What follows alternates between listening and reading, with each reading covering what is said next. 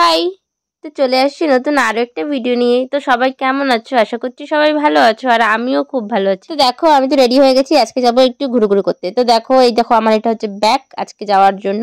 আর আমি তালা চাবি নিয়ে এখন বেরোয় পড়ছি, ঘরটাকে এখন তালা দিতে হবে।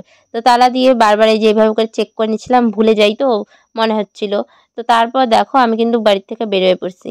বাইরে যা রোদ ভাই, সেই রোদ, আমি তো যাইতেই পারছিলাম না। আর ব্যাগটা যা ভারী হয়েছে না, নেওয়াই যাচ্ছে না। মানুষ একটা আসে না, যখন দরকার পড়ে একটা মানুষ আসে না, যখন দরকার পড়বে না তখন এসে বলবে যাবা যাবা, মানে কি বলবো।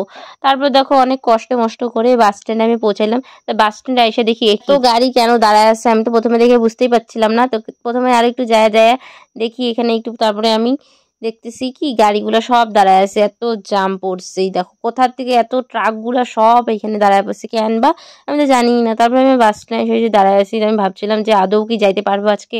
রেডি হয়ে তো আসলাম, এরকম যে বাড়িতে তো জানিও নাই, না হলে প্রায় আসতাম না না হয়।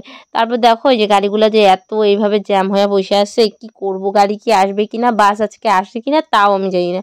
তারপর আমি কি করবো, আর রেডি যখন হয়ে আসছি একটু ওয়েট করি। তো আমি এখন বসে পড়ছি, একটু বাস স্ট্যান্ডের মধ্যে বসেই আছি।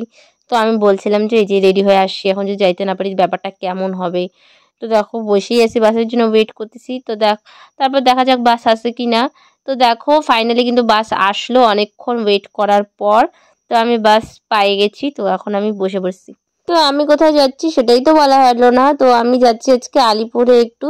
তো তারপর গিয়ে কি কি করলাম ওটা পরের ভিডিওতে আসবে। তো আজকের এই ভিডিওটা এইটুকু। তো টাটা, বাই।